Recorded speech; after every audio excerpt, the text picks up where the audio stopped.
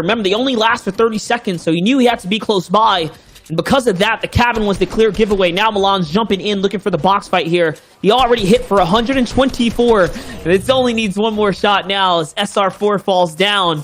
Milan with a nice, clean, quick fight. He's going to take the Mythic AR, too, from that. That will be a huge damage boost, especially that we've seen so far. He lands those shots so clean. Right now, Cassidy versus Boyer up into another big fight. No footsies here. It's just all in. Quick action. Every single build ability from these players used. Adore edit slowing things down, but at the same time using that slowed momentum. Cassidy has a surprise edit onto Boyer at the same time. Doesn't find it. Boyer will have to land a big shot here on the back end. Not as many builds available as Cassidy. A surprise edit. It's going to be that triangle that sends Cassidy all the way to the edge. This is a big fight here. Two exciting names right now, Cassidy and E11's Boyer, both of which are veterans to their own right now. And this is close. It's fair game. You can see the reaction speed. This is super high tier fighting right now, to say the least. Boyer on the run, knowing how to change elevation, play the mind games, never being too still to be tracked. Cassidy still trying to apply pressure, but, you know, maintain control of the field by healing. Never too much, though. Never too slow to give away his advantage. As Boyer now has the high HP lead right now. He's looking for the turnaround here. Let's see, it's Cassidy who's on the back foot now. They're in the box. Once again, Boyer's going to find the mark, as does Cassidy. It's still 50-50. It's even game now. What is Boyer going to do? He loses height once again, Shio. Has to try to pop that 50 potion if it's possible, but right now it feels like these guys are just heating up so fast and not going to slow down possibly to heal or even let each other. And Cassidy does not have the same tool set, the same loot that Boyer does. He has to all in for the shot. Boyer with the advantage, although at a lower elevation, lands the attack and then moves on, gets to have 4 more points for his overall score. It was the shield potions. I think him just faking them out over and over and switching back to the shotgun, so ready for the shot, was just enough mind game to play to his benefit here. As we're jumping to Carton and Milan. Milan was already on fire. He found himself somewhere. Misty Metal. He had an Elim there. Found one at the lake. Now he's trying to see if he can find one at the agency house here. And Milan right now, to put it into perspective, every single elimination and fight he's in, currently in 322nd overall, I believe. So he's looking for a way, at least from yesterday, that's where he finished off on day 1, 63 total points, to push over into that top 300 after today, adding everything up. So this fight on Cartoon will be huge for him, but he's going to be taking big trades right here, Monster. He needs to now find a way to end this fast. Is right. This is a big swing that Milan needs right now. He needs the elimination, so he wants to get back into the swing of things right here. As Carton is putting the pressure, he has that heavy sniper, and he is going to find the shot too. Now Milan is on his heels, and both players are going to hit pretty much a little reset right here. He's going to have to heal back up. I don't think Carton has anything extra though, so this little moment that Carton probably had an opportunity to really swing it around, he gave it away. Milan's already back in the running here. Let's see now. He knows where he's at. He hears the wood kind of stomping around there. Sees the fresh builds connecting. What is Milan going to do? He's off to a really good start. Remember, the longer these fights go on, the more likely they are to fall behind in resource gathering and zone positioning. Carton goes for it, and it's not going to be enough. Milan's going to find the shotgun shot right there. And now, 17 points here for what might be his first game. Yeah, he is already rolling straight out of that gate. 64 players left alive means placement has already been kind of divvied out and actively being handed out in all these different thresholds. You'll see it flash over the map on the right time and time again as we commentate through these games. It's changed up a bit. It's no longer the top 25. It's all about now actually accurately handing out placement past the top 75 for all these players. Top 10 is where you get a lot of those points, a majority of them being handed out all the way from 10th to first place individually per placement.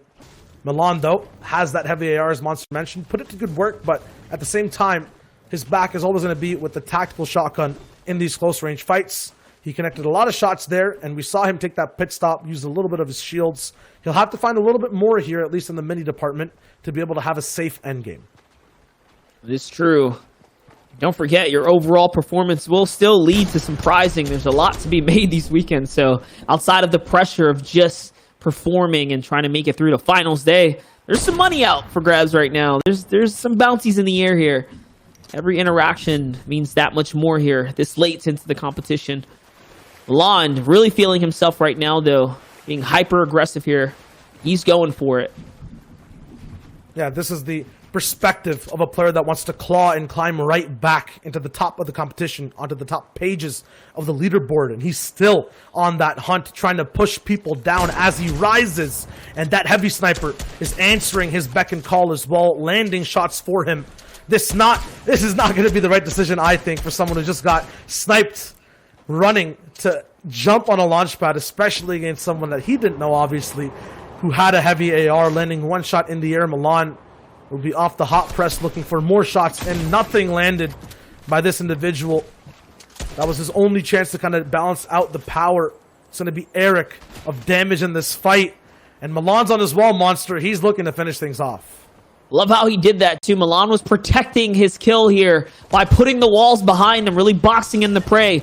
As he jumps into the water because of the enemy who is on the lake right now. Whoever this person was tried to be really, really cheeky here. And Milan was ahead of the curve there, already anticipating what was going to happen. He's 2 steps ahead. It's Blakey who's trying to come in right now. Milan doesn't have any shield, though. What's he going to do? He jumps into the box. Will this be the end of Milan's terror right now? He launch pads away. This is a risky move. There's multiple shots coming in now. He's not safe. Not even close to being safe just yet. It's Ghost Camo who's pushing in, Shayo. Yeah, the gamble for that wood almost paid off, but it was only 10, and now he has no mats available or left. One individual with a burst AR, Camo on the top, and Milan, although will kind of get a few more points on the board overall, stopped by one of the behemoths of the region, as now 59 players are left alive, and there's more fights to be seen all the way around. What an interaction right there. For a second, it looked like he was going to be able to really ramp things up. But now Camo finds Milan. He puts a stop to it. Milan will have to jump back into the queue. Camo already on 3 eliminations, so still a strong beginning for him as well. He takes a pop shot at Blackie, and he takes him out. It's down range. That was the player that was just breaking down the build, so he can't escape the eyesight of Camo either. I'm talking about eyesight. You have Left Eye up on the hill here on the right side of the mountain now, who's firing down in.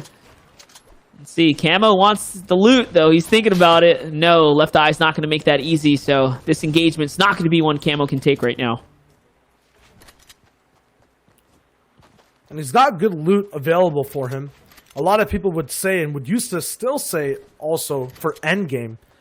But this entire combination of what Milan had before and all of Milan's enemies will allow Camo to base up, go for box fights as well, not only play for the final moments of this game. It'll be Caxi who's going to be based up right beside him. Mongrel, someone we haven't seen too much of on the broadcast in the past 2 days, will be updated for us in our eyes, based up by himself on one of the left sides of the map. We saw how players on the edge side of zone, especially at this instance, start to move out, pave their way for a top spot in not only the end game, but the competition overall. It was Wind last game. This will be day 2 for Mongrel. We'll check in and see if he needs to claw back or hold his throne all the way up on the leaderboard. Mongrel is such an exciting name. Always one with the crazy antics, to say the least, on stream, and just a fun, bubbly kind of person. Day 1, he wasn't up towards the top of the leaderboards, though, so he is off to quite a depressing start. I mean, players like Milan, too, who are way down in like the 400 range, you know, overall for day 1, means that they have to step it up. Mongrel will need to do the same if he wants to catch up. We're going to need to see big elimination games. We're going to need to see big swings, maybe some victories as well, if he wants to qualify through to today. He's playing smart right now, though. Really tempered on his draw right now. Notice he's not firing away just yet.